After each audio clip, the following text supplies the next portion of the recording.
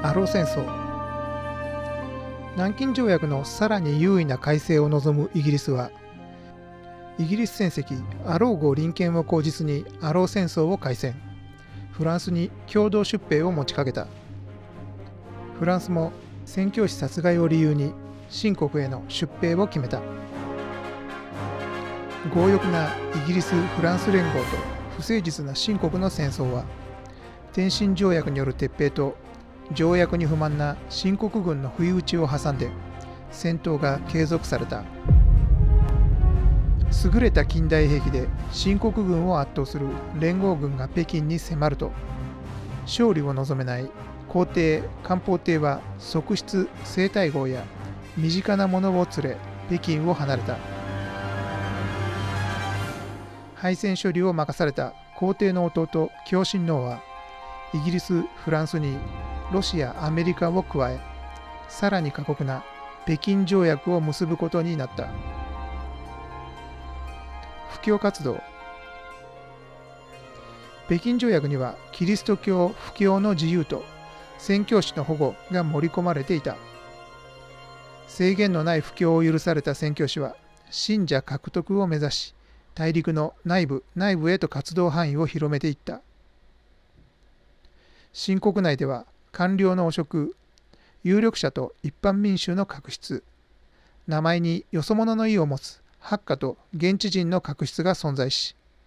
そこに戦勝国の意を狩る外国人宣教師たちが土地の伝統、文化、習慣を無視して布教活動を行った。治外法権で守られた宣教師は強引な教会建設用地確保など、官僚有力者一般民衆と大きな摩擦を生み、もともとの確執に宣教師の問題が複雑に絡み合った。一方で布教活動は炊き出しや救済、慈善活動に救いを見出した社会的弱者や官憲に追われる者も吸収し、信者の数は増大していった。義和団誕生。ドイツは1898年から山東省や揚子江流域で権益を拡大。それに伴い宣教師は同地域での布教に力を入れたが、熱心な布教は住民との軋轢を生み、反キリスト教に加担する民衆が増えていった。世情不安や貧困増加から自警団の役割を果たしていた。在地の憲法や武術の団体は、アヘン戦争や不平等条約から欧米列強を苦々しく思っていた。利権や所有権の争いはキリスト教に有利に裁定され、軍事力をちらつかせ、傲慢な態度が見える宣教師、最下層でありながらキリスト教の治外法権の下で庇護されている清国人信者に住民は反感を募らせていった。外国人に言いなりの官僚、有力者、支配層に失望したさまざまな理由を持ついくつもの反キリスト教グループは教会を破壊、宣教師、清国人信者に攻撃を始めた。教会はドイツ軍の出動を要請。軍隊の焼き討ちや多額の賠償請求はさらに感情を悪化させ、増加する反キリスト教住民を吸収した。憲法、武術集団は義和権を名乗るようになった。義和権は預言やお祓いなど宗教的生活を持つ武装自警団として拡大。複数のグループは一本化しないまま義和団と呼ばれるようになった。義和団は不信滅用を旗印に教会関係だけを攻撃した。反キリスト教への不満が十分蓄積された頃、孤児の保護活動をしている宣教師は子供の目や肝臓を摘出し薬の材料にしているといった大陸でよく耳にする風説が広まっていった。1899年、それまで散発的だった教会信者への攻撃が積極的に行われ、義和団の襲撃は山東省で拡大していった。同じ年、山東準部に任ぜられた遠征外は、欧米列強から義和団鎮圧を要求された清国政府の命令で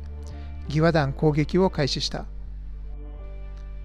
義和団では呪術によって神が乗り移った者は闘争不入を唱えれば銃弾すら跳ね返し不死身になると信じられていたが、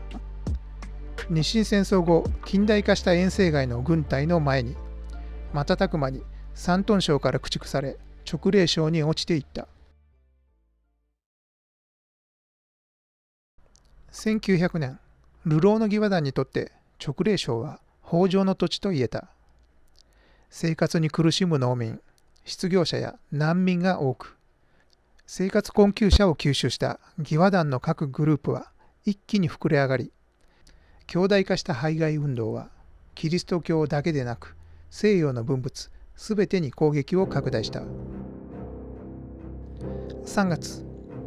北京公使館付部官に着任した柴五郎中佐は、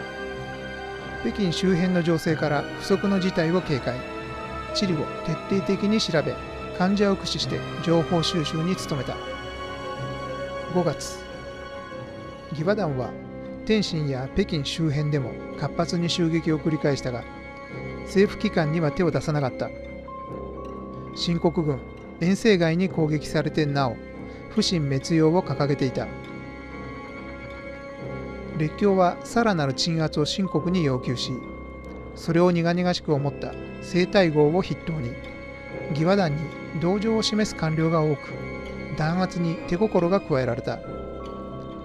これを敏感に感じ取った義和団は、我が物顔で行動が大胆になっていった。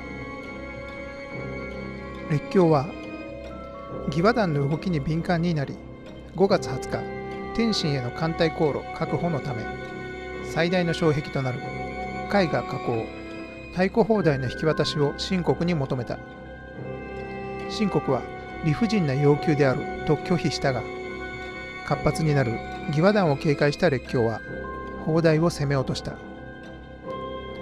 交戦状態でも義和団に占拠もされていない太鼓砲台攻撃に、清国は無礼横行と非難。列強への不満は蓄積されていった。天津の連合軍としても鎮圧を約束しながら義和団を泳がせる不誠実な清国に不満が蓄積していた。特に清国軍が当てにならない北京駐在公使は身の危険を強く感じ、緊急の軍隊派遣を天津の連合軍に要請した。連合軍でも派遣は急を要すると準備を急いだが、部隊の集結、編成には時間がかかった。せめて先遣隊だけでも急行させるため、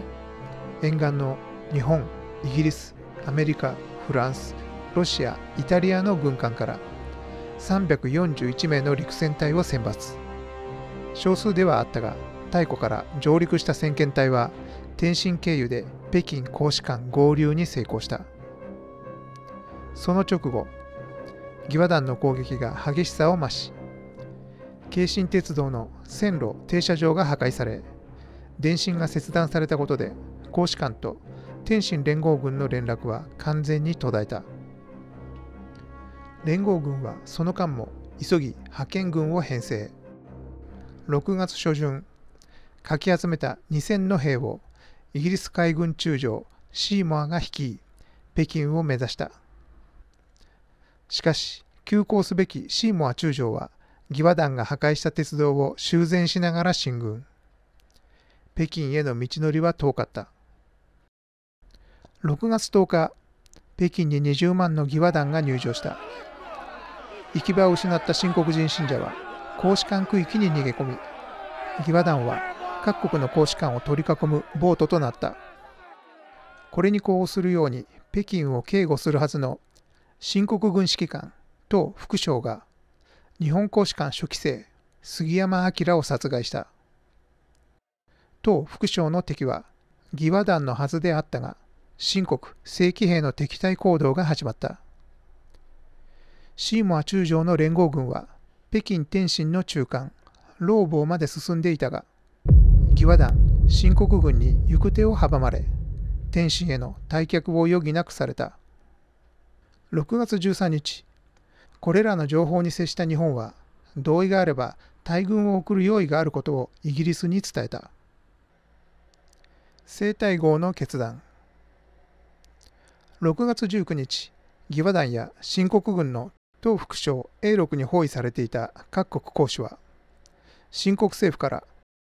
24時間以内の国外退去という実行不可能な命令を受けた。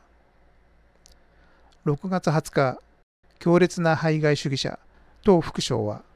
24時間待たずに攻撃を始め、ドイツ公使が殺害された。切迫した状況下の北京在中12カ国の公使館は籠城を覚悟。各国代表は指導者にイギリス公使クロード・マクドナルドを選び、戦闘指揮は籠城士官の中で一番階級の高いフランス軍大佐が技術系を理由に辞退したため、残る士官から最専任の柴五郎中佐が任された。柴中佐は寄せ集めの籠城軍を統率、一番激しい戦線は日本人が担当した。新国政府は御前会議で暴徒化した義和団、暴走を始めた東副将、列強への対応を協議した。重臣は義和団支持の排外主戦派と反対派に分かれ意見が対立。新国皇帝、皇著帝の叔母、最高権力者の西太后は決断できず、会議は4度に及んだ。列強の対抗砲台攻撃、これまでの無礼な振る舞いに加え、膨れ上がった義和団の盛大な勢いが排外主義者を後押しした。さらに、主戦派が用意した列強による西太后引退要求の偽造文書に西太后が激怒。6月21日、新国、列強に宣戦布告。イギリス、フランスにすら勝てない新国が、列強相手の戦争のどこに勝機を見出したのか明らかに無謀であったが、西太后は、新国の赤弱はすでに極まり、頼むところはただ人心のみと義和団頼みの声明を出した。反対派は勢いと感情に駆られた宣戦布告を憂慮したが、皇帝の命さえ左右する独裁者の決定に意見する近臣は誰もいなかった。公使館籠城軍。これまで公使館への攻撃は義和団と東副将だけであったが、西太后の宣戦布告で新国政府、新国全土が敵となった。籠城軍は天津から駆けつけた陸戦隊と各国の公使館付き護衛兵、